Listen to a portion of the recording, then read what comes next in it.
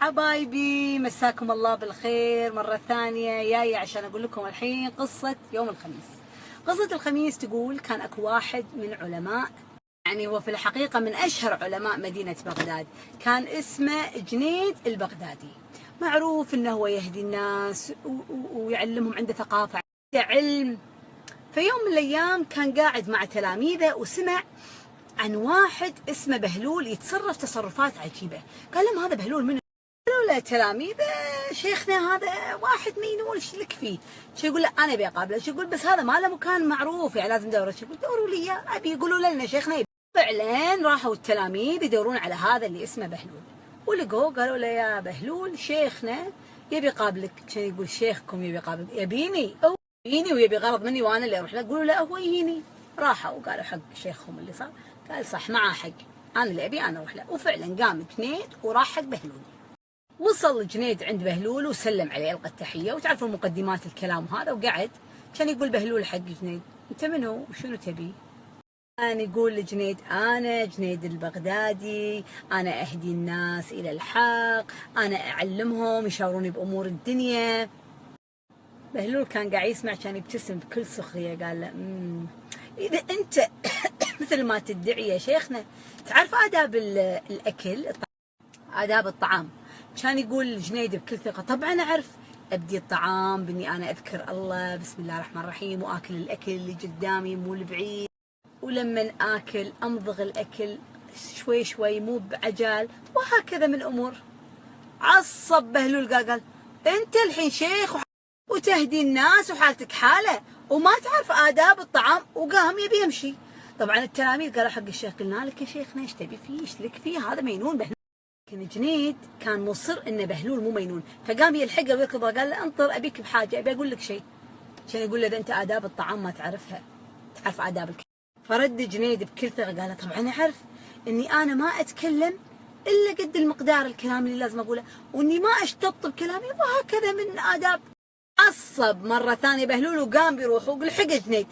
كان يلف عليه بهلول قال ايش تبي فيني؟ انت لا آداب طعام تعرف ولا آداب كلام تعرف، ايش تبي مني؟ طبعا التلاميذ قاعد يشوفون، كان يقول له ايش فيك يا شيخنا؟ ايش تبي فيه؟ مثل ما قلنا لك بهلول مينون، ايش تنطر منه؟ ايش بيقول لك؟ اكيد بيكون اسلوبه كذي معك. لكن جنيد كان مصر الا بيكلم بهلول. بهلول كان قاعد يبتعد وجنيد لحقه قال له انطر الله يخليك بتكلم معاك عطني فرصة. كان يقول له بهلول انا ما صراحة ما عندي وقت اضيعه مع واحد لا يعرف لا آداب طعام ولا آداب كلام. ايش تبي فيني؟ ايش تبي فيه؟ ما ابي اكلمك. كان يرد جنيد يقول انزين انا ترى اعرف وايد اشياء، انا اهدي الناس للحق، الناس تستشيرني واعلمهم واهديهم. كان يقول له بهلول انزين تعرف آداب، اعرف شيء يعني عن آداب النوم؟ كان يرد جنيد طبعا اعرف، عقب ما اخلص صلاة المغرب والعشاء واقرا الدعاء والبس ثوب النوم من اشياء قبل لا انام وانام. عصب بهلول مرة ثانية وقام وقال له مالي كلام معك، حتى آداب النوم ما تعرفها، مو مسمي روحك شيخ. هني طبعا الشيخ خلاص فقد أعصابه. كان يقول له أنا ما عرفت أنا منو أي شيخ، أنا جديد البغدادي اللي الكل يجيني وهذا، وأنت تكلمني بهالطريقة يا بهلول؟ إيش رأيك يا بهلول تعلمني اللي أنت تعرفه بأيش بالأعمال اللي إحنا نسويها عشان نرضي الله عز وجل. كان يقول له بهلول حاضر.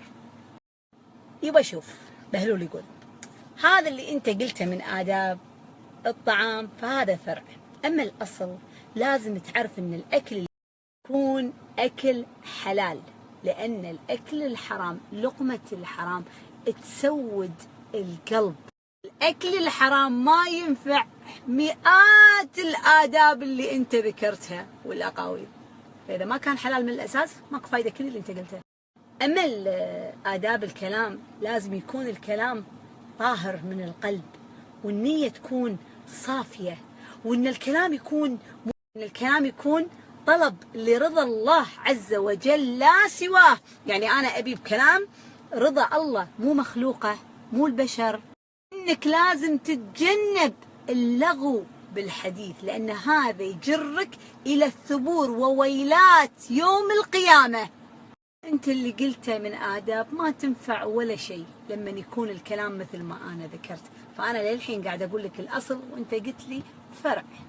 حق آخر شيء اللي هو آداب النوم. آداب النوم لازم قبل لا تنام تفرغ قلبك كاملا من حب الدنيا، وتفضيه من الحقد، من الكراهية اللي قاعد تحدث بين المسلمين، من الأشياء المو زينة، وتظل تذكر رب العالمين لين تسكر عينك وتنام وانت كنت آخر شيء قايله ذكر الله سبحانه عز وجل.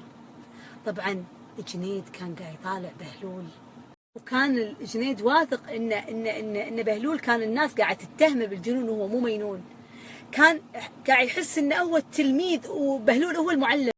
قام هذا الجنيد قدام تلاميذه وقبل ايد بهلول وقال له انا تعلمت منك الحق، جزاك الله الف خير.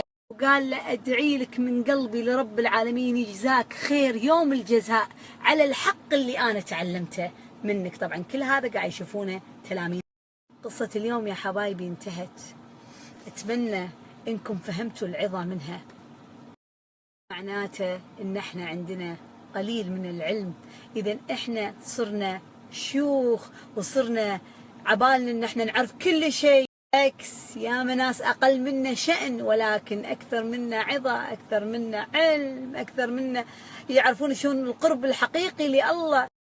للأسف في ناس وايد الحين قاعد تصوم وتشهر وتسوي كلها أشياء فروع قاعد تسويها وتنسى الأصل وتنسى الأساس.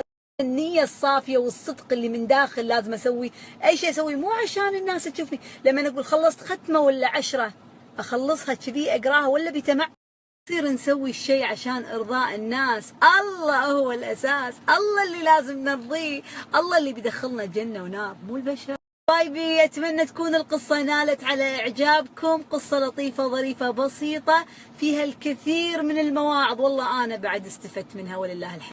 يومكم جميل مفعم بالنشاط والحيوية حبايبي. مشفرين في نشف بس تستاهلون كل خير حبايبي. مع السلامة.